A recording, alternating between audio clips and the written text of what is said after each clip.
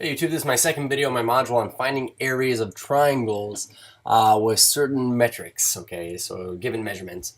In this case, we're going to find the area of a triangle with two angles and known sides, like the angle-angle side case, which would be one way to measure something. The interesting thing about the angle-angle side case I want to point out before we get to the actual formulas here is essentially this. If you were given a triangle, we call this triangle ABC, and it's always good to kind of have just like a standard go-to. This is my go-to. We say C, and then possibly we'll call A the smallest angle, and then B. And then, of course, we label the sides opposite. Lowercase c would be lowercase a, and lowercase b.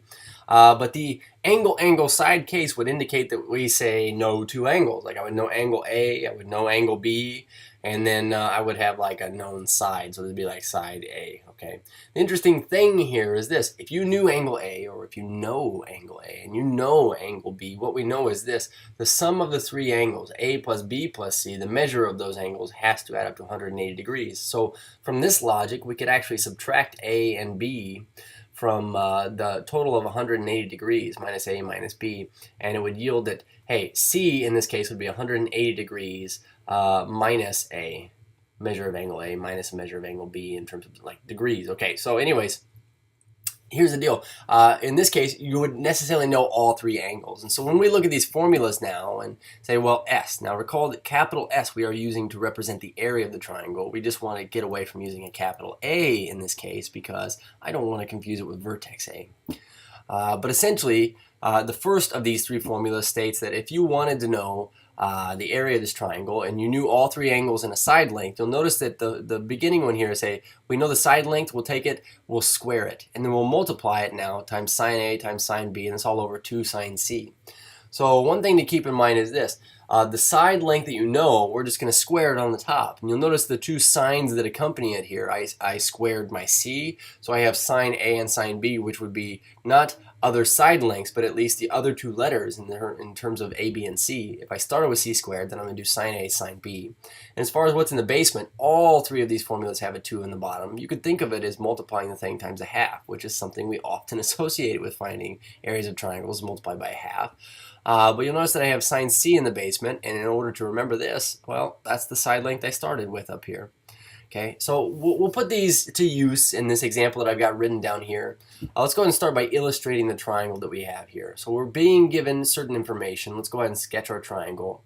It doesn't have to be perfect, not even drawn to scale.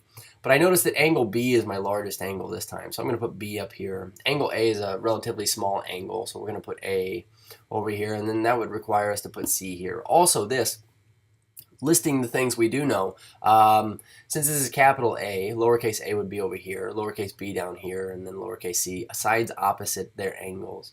So filling in what we know that the first angle here is 24 degrees 10 minutes. Now remember, by the way, 24 degrees 10 minutes is like saying this. We have 24 degrees plus 10/60ths of a degree, which is the same thing as 24 and 1/6 degrees, okay, which is the same thing as a decimal, about 24.16666 repeating. So we'll call this approximately 24.17. We'll just run with it, okay? So 24.17. So we say A. It's approximately, let's do this, 24.17 to work with decimals in this instance, okay? We also know letter B here, or angle B. We have 120.66 degrees. And so to find this third angle down here at the bottom, we would actually have to sum these two and then take them away from 180. Now I'm going to do exact values for just a minute. If we were to add these together, 120 degrees plus 24 degrees is 144 degrees. And then 10 minutes plus 40 minutes, we have 50 minutes. So now to subtract that from 180, we have 180 degrees minus 144 degrees, 50 minutes. We would actually have to take that 50 minutes away from 0 minutes, which requires us to borrow from this and make it 179 degrees. And what we did was we borrowed 60 minutes. So 60 minutes, take away 50 minutes, leaves behind the other 10 minutes here. Okay, and we also get this 179, take away 144. Well, it looks like 9 minus 4 is 5. 7 minus 4 is 3. And it seems that we get 35 degrees 10 minutes. So to use exact values, we could call this down here 35 degrees 10 minutes. For our sake, we are going to call it 35.17-ish degrees. Okay, so we know all three angles. Furthermore, we know a side length, and that side length is A. And so setting this up, we know that we're using this formula in this case because this is our know all the angles / know one side length case. So in terms of setting up which one I want to use up here, we're going to say, well, then my area. Of course, we know the side length A squared, so hey, since we have A squared here, this must be the sine of B and the sine of C on top. Furthermore, on bottom, we have to have a 2, and this will be the sine of the angle I started with, is A.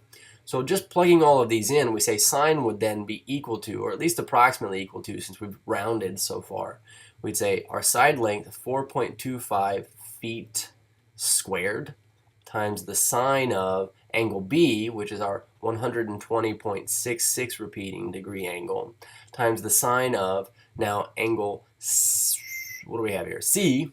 Sine of angle C, we had to go find C, is 35.17-ish degrees, and this is all over 2 times, oh, yikes, there we go, that's better, 2 times the sine of the angle opposite the side that I started with, which is A. So A is about 24.17 degrees. Okay, so all this written out, a few things I want to say before we go ahead and multiply all this jazz. Basically this, you are squaring feet, which means your answer shall be in feet squared, and it's very important because we were finding an area to begin with. So feet squared, area, 2 very good things to go together with. Also this, my calculator. Now I'm going to try to, as much as possible, get all this typed in. But let's start on the top here. I have to actually do my angles first. We say 35.17. And then I'm going to type that in its sign. And what I'll do is I'll add this to my memory. So memory plus. Okay, so that's in my memory. I could take that times, actually, 120.66 sine, and get this here. Just to be sure, I'll take 120.66, the sine of that, times my memory recall.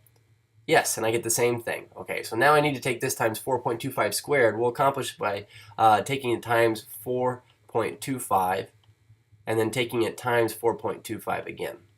So as far as the top value goes on this entire quantity, it seems that we have this right here. Now I'm going to add this to my memory, and so I'll be able to recall this when I need to. Now in the basement, we have 24.17, the sine of that, take it times 2. And so we're going to take our top value now, divided by this. In order to do that, what I'll do is I'll take this divided by, on this particular calculator, divided by my top value, which was that, and then we'll reciprocate it. So you get about this, 11.6324-ish. So sine equals about 11.6324. We need to label this, always label, we say feet squared, which is a reasonable amount to consider this triangle to have an area of. Before we finish up this video, I just want to mention here that this calculator I'm using very limited. If you had a normal calculator, of course, you could type in all of this on top in parentheses and then say divided by all of this quantity on the bottom and be just fine and get the same values we did. So, cheers.